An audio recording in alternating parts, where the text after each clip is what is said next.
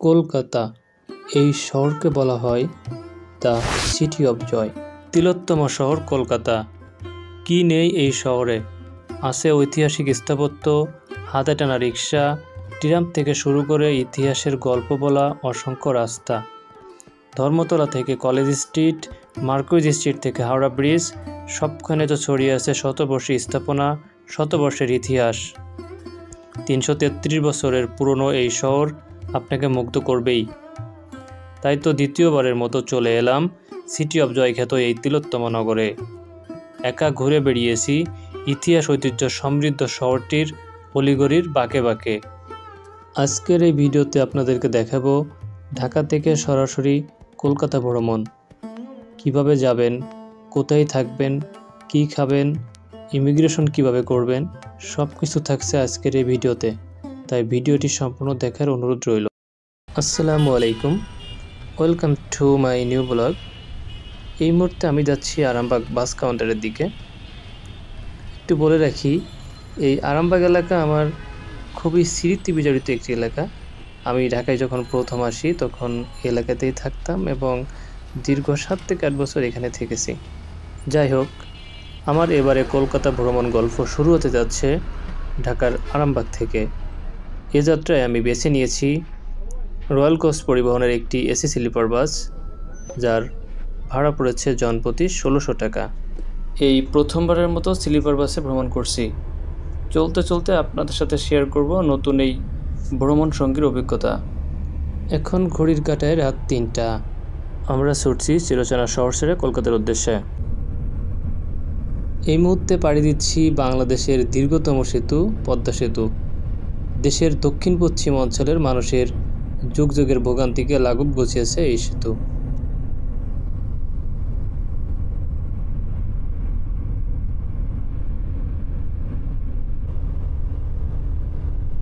Good morning from Faridpur. দেখতে দেখতে রাত গড়িয়ে সকাল। বাস ছুটে চলেছে ফরিদপুর যশোর রোড ধরে বেনাফুলের উদ্দেশ্যে। আমার কাছে মনে হচ্ছে বহুকাল পর এমন সুন্দর একটি ভোরের সাথে আমার সাক্ষাৎ হলো, তাও আবার বাসে শুয়ে শুয়ে রূপসী বাংলার অপরূপ সৌন্দর্যের স্বাদ নিতে নিতে। সবুজের চাদরে মোড়ানো এই অপরূপ দৃশ্য আপনাকে মুগ্ধ করবে।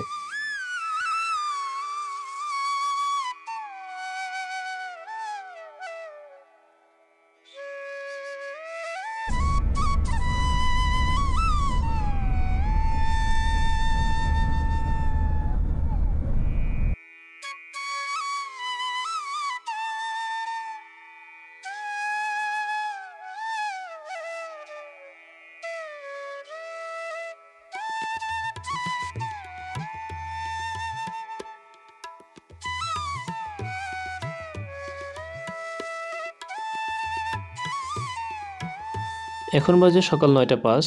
আমরা এখনও ছুটেই চলেছি যশোর রোড ধরে বেনাপোলের উদ্দেশ্যে। হয়তো আর কিছুক্ষণের মধ্যে আমরা বেনাপোল পৌঁছাবো।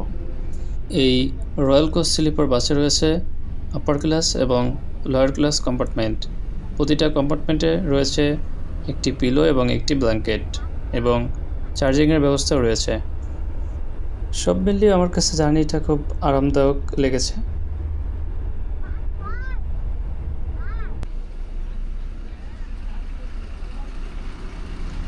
ফাইনালি পৌঁছে গেলাম বেনাপোল সীমান্তে। ঢাকা থেকে আসতে সময় লেগেছে 4 ঘন্টা।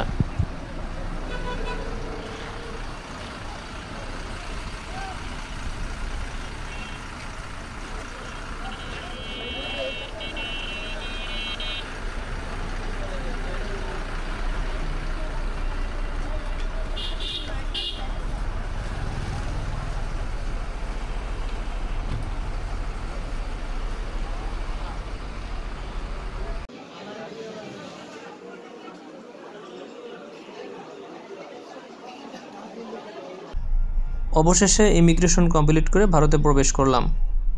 আমার ইমিগ্রেশন কমপ্লিট করতে সময় লেগেছে প্রায় 2 ঘন্টা। এখন ঘড়ির কাঁটায় ঠিক 12টা। এখান থেকে রয়্যাল কোস্টের অন্য একটি বাসে করে যাব কলকাতার মার্কুইজ স্ট্রিটে। যেহেতু আমি রয়্যাল কোস্টের কাটা সার্ভিসে এসেছি, তাই বাংলাদেশ বর্ডার পর্যন্ত স্লিপার বাস দিলেও ভারত সীমান্ত থেকে এই চেয়ার কোচ বাসে করে কলকাতা যেতে হবে। আমরা পৌঁছে গেলাম নরসিংহপুর। আমাদের বাস এখানে যাত্রাবিরতি দিল।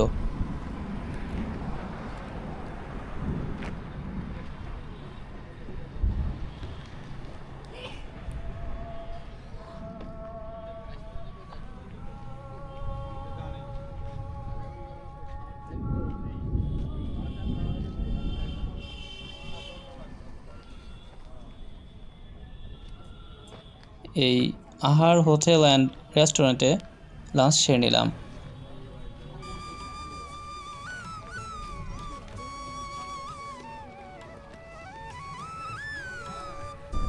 যাত্রাবিরতি শেষে ধীরে ধীরে আমাদের বাস কলকাতা শহরের দিকে ছুটতে শুরু করলো।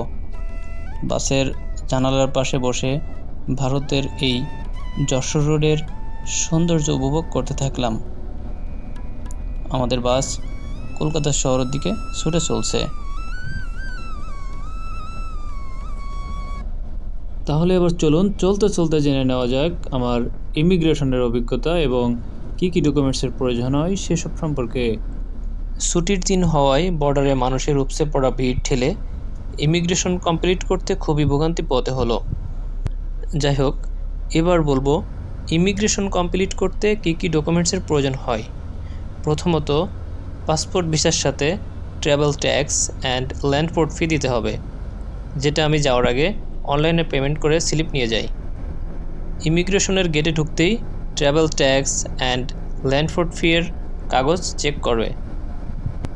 ট্রাভেল ট্যাক্স জনপ্রতি 1000 টাকা এবং ল্যান্ড ফি 55 টাকা, যেটা আপনি চাইলে অনলাইনে বিকাশের মাধ্যমে বাসায় বসে জমা দিতে পারবেন।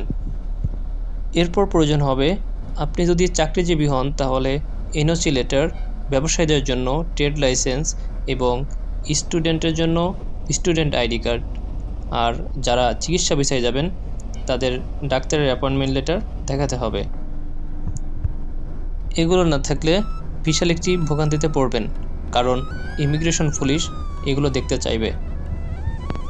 আমিও বিশাল একটা ভোগান্তিতে পড়েছিলাম, কারণ আমার এনওসি লেটারে ডেট ছিল না। পরে আমি স্টুডেন্ট আইডি কার্ড দেখিয়ে ইমিগ্রেশন কমপ্লিট করি। অনেককে দেখেছি এগুলোর জন্য বসিয়ে রেখেছে এবং তারা ভোগান্তি পোহাচ্ছে। যাই হোক, বাংলাদেশ ইমিগ্রেশন কমপ্লিট করে যেতে হবে ভারতীয় ইমিগ্রেশনে এবং সেখানে প্রয়োজন হবে ইমিগ্রেশন ফর্ম, যেটা পূরণ করে জমা দিতে হবে। এরপর সেখানে প্যান্টের belt, money bag, mobile, luggage আলাদাভাবে স্ক্যান করা হয়। Welcome to Kolkata. ফাইনালি পৌঁছে গেলাম কলকাতার মার্কুইজ স্ট্রিটে। বাংলাদেশ থেকে যারা আসেন তারা মূলত এই মার্কুইজ স্ট্রিটে আসেন। এখান থেকে আশেপাশের হোটেলগুলোতে থাকেন। পাশেই রয়েছে নিউ মার্কেট, সো বাংলাদেশিরা এখানের আশেপাশের স্ট্রিটেই থাকেন। মার্কুইজ স্ট্রিটের পাশেই রয়েছে মির্জা গালিব স্ট্রিট, সেখানেও অনেকে থাকেন। সো এই জায়গাটিকে বলা যায় এক ধরনের মিনি বাংলাদেশ।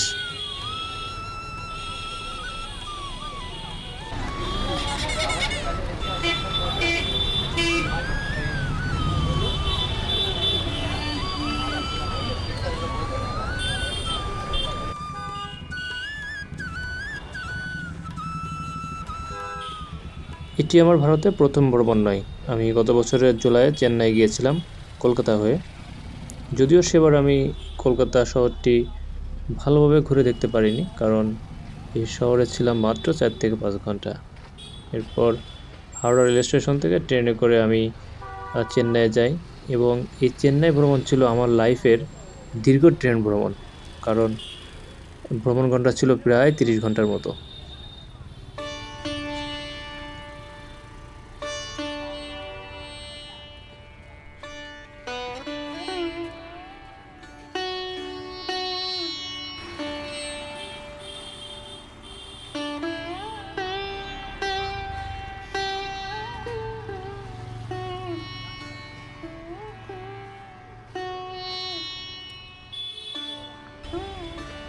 বাহ, চাঁদের কি অপরূপ সৌন্দর্য।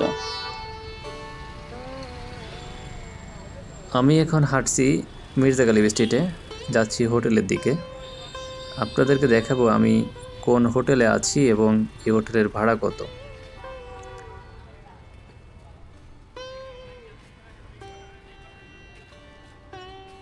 আমি না প্রচুর হাঁটতে পছন্দ করি, প্রচুর, বিশেষ করে রাতের বেলায়।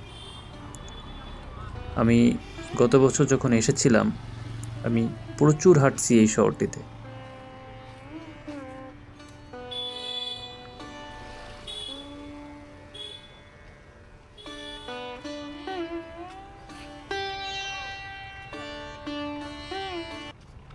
অবশেষে অনেকগুলো হোটেল দেখার পর মির্জা গালিব স্ট্রিটের এই হোটেল গ্রিন স্টারে থাকার সিদ্ধান্ত নিলাম।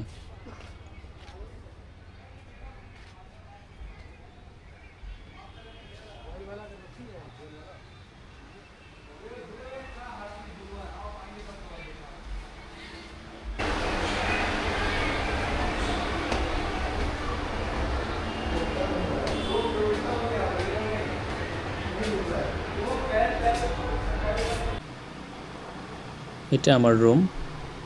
এই ডাবল বেডরুমের ভাড়া পড়েছে 550 রুপি। রুমের কোয়ালিটি মোটামুটি ভালো, তবে 550 রুপি হিসেবে ঠিক আছে বলে আমার মনে হয়েছে।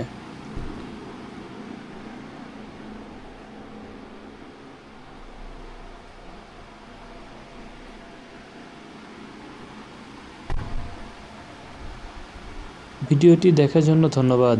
আজ এখানে শেষ করছি। পরবর্তী ভিডিওতে থাকছে কলকাতা শহর ভ্রমণ।